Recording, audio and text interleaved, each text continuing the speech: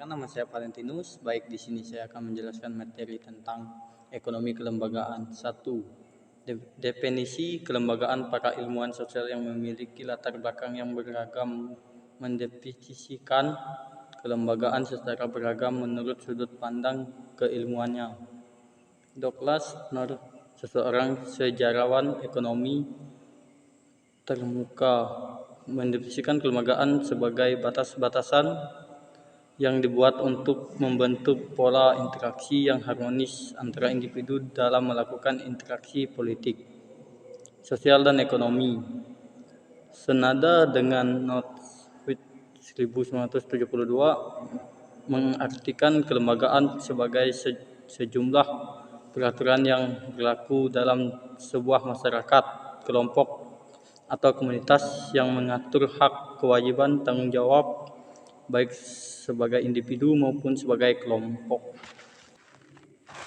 Sedangkan menurut Schroeder 1981, kelembagaan merupakan regulasi atau tingkah laku manusia yang disepakati oleh semua anggota masyarakat dalam merupakan penata interaksi dalam situasi tertentu yang berulang. Berdasarkan atas bentuknya, kelembagaan menjadi dua, informal dan formal. Kelembagaan informal adalah kelembagaan yang beradanya di masyarakat umum yang tidak tertulis. Adat istiadat, tradisi, pamali, kesepakatan, konvensi, dan sejenis dengan beragam nama dan sebutan kelompok sebagai kelembagaan informal. Sedangkan kelembagaan formal adalah peraturan tertulis seperti perundang-undangan, kesepakatan, perjanjian, kontrak, peraturan bidang ekonomi, bisnis, politik, dan lain-lain. Masyarakat tradisional dengan kehidupan yang serba sederhana dengan potensi konflik yang sangat minim tentu tidak membutuhkan peraturan tertulis yang rinci. Poin A. Awal kemunculan ekonomi kelembagaan. Kemunculan wacana ekonomi kelembagaan diawali dengan kritik pedas Thorsten Veblen atas dasar teori dan investasi ekonomi klasik dan non-klasik. Konsekuensi dari pemikiran ini, manusia dianggap sangat rasional dalam menentukan pilihan-pilihan dalam memenuhi kebutuhan hidupnya. Veblen membagi kelembagaan menjadi dua, kelembagaan teknologi dan kelembagaan supranasional. Kelembagaan teknologi meliputi mesin pengolah, penemuan, metode produksi, teknologi, dan lain-lain.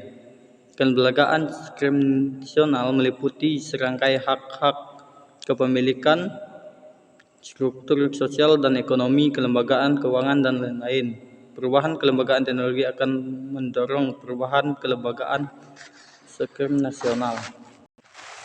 Teknologi bersifat dinamis, terus berubah karena terdorong oleh naluri manusia untuk bekerja dan rasa ingin tahu.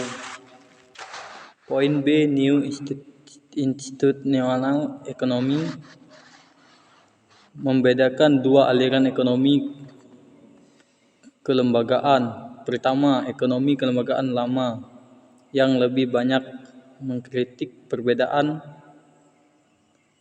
neoklasik.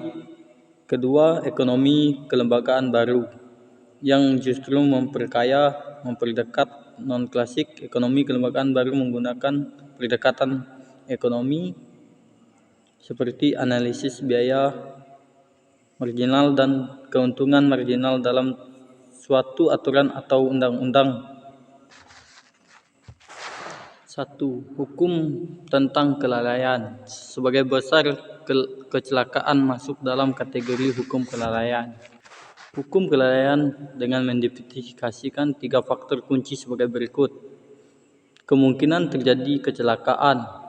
Poin 2. Akibat atau kerugian karena kecelakaan. Biaya untuk menghindari terjadinya kecelakaan. Poin 2. Hukum kriminal. Dari segi ekonomi, terdapat keuntungan dan kerugian dalam melakukan suatu tindakan kejahatan. Terdapat dua variabel yang dianggap penting oleh ekonomi model Blacker, yaitu besarnya denda yang harus dibayar, beratnya hukuman. Teori ini belum banyak diadopsi tentang harga dibandingkan konsep. Poin 3. Hukum kepemilikan. Menurut Not 1984, kepemilikan yang dimaksud meliputi kekayaan fisik mencakupi objek-objek konsumsi tanah dan kapital, maupun kekayaan yang bersifat tidak nyata seperti ide, puisi, formula, dan sebagainya. Ada 3 elemen utama hak kepemilikan, yaitu hak eksekutif untuk memiliki penggunaan dari suatu sumber daya, hak untuk menerima jasa-jasa dan keuntungan dari sumber daya yang dimiliki, dan hak untuk menukarkan sumber daya yang dimiliki sesuai dengan persyaratan yang disepakati. Poin keempat, hukum tentang keuangan perusahaan. Hukum tentang kepemilikan sangat bersifat mikro dan tidak banyak bersentuhan dengan ekonomi politik, maka tidak dibahas. Sekian presentasi dari saya ucapkan terima kasih.